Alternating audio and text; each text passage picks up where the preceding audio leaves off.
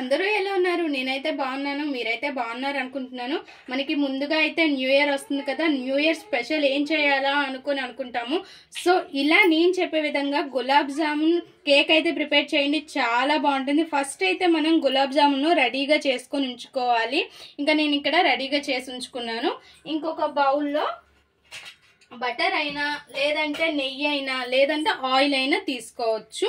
Oil కన్నా ఇలా butter అయినా లేదంటే నెయ్యి అయినా ఫ్లేవర్ బాగుంటుంది. ఇంకా కొద్దిగా మెల్టెడ్ బటర్ తీసుకొని ఇందులోకి కర్డ్ పెరుగు కూడా తీసుకొని ఎక్కడ గడ్డ లేకుండా నీట్గా విస్క్ చేసేయాలి.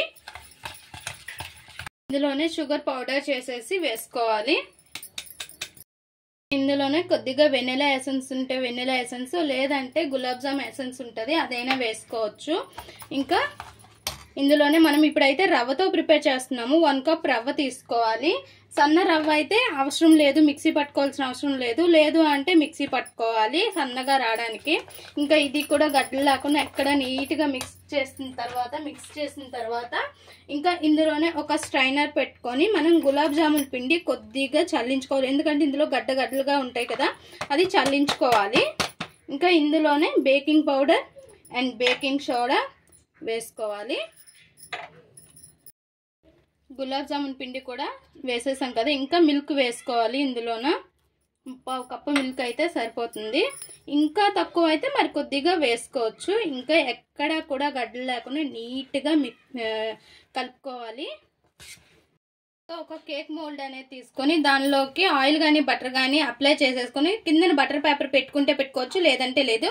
ఇంకా ప్యాటర్న్ అనేది ఇలా ఈ మోల్డ్లోకి తీసేసి ఒక 2 టైమ్స్ ఇలా ట్యాప్ చేసుకొని పైన మీకు ఎలా ఎలిజిబుల్గా ఉంటే ఆ ప్యాన్ అనేది తీసుకోవాలి. ఇలా తీసుకున్నాం కదా, కింద ఇసుక అయినా సాల్ట్ అయినా వేసుకొని లోపల స్టాండ్ పెట్టేసి మంట అనేది లో టు మీడియం పెట్టుకోవాలి. మధ్యలో చూస్తూ ఉండాలి. గులాబ్ జామ్ కేక్ అనేది మంచిగా ప్రిపేర్ అయిపోయింది ఫ్రెండ్స్. ఇంకా బాగా పొంగిపోవడం వల్ల బాగా వచ్చేసింది పైకి. ఇంకా దీన్ని బాగా చల్లారిపోయింది. ఇంకెందుకులే అని మధ్యలో ఇంకేం చెప్పలేదు. సో మన కేక్ ఎలా ప్రిపేర్ అయింది అని అయితే మీకు చెప్పాలి కాబట్టి నేను చెప్తాను. ఒక టూత్ పిక్ తీసుకుని మధ్యలో ఇలా గుచ్చితే ఆ టూత్ పిక్ ఏమంటకపోతే మనకి కేక్ ప్రిపేర్ అయిపోయినట్టేని. ఇంకా దీన్ని డిమోల్డ్ చేసుకుందాం. ఇంకా ఇలా అయితే డిమోల్డ్ చేసుకున్నాం కదా, ఇంకా ఇలా బటర్ పేపర్ అనేది తీసేసుకున్నాం. ఇంకా దీనిపైన షుగర్ సిరప్ అనేది అప్లై చేసుకోవాలి, చాలా చాలా బాగుంటుంది. ఇలా షుగర్ సిరప్ అనేది అప్లై చేసేసుకోవాలి. కేక్ మొత్తం కూడా ఇది అబ్జర్వ్ చేసుకుంటుంది మంచిగా. కేక్ మనకి గులాబ్ జామ్ కేక్ కాబట్టి చాలా తొందరగా అబ్జర్వ్ చేసుకుంటుంది. స్పాంజీగా ఉంటుంది కాబట్టి రవ్వతోటి.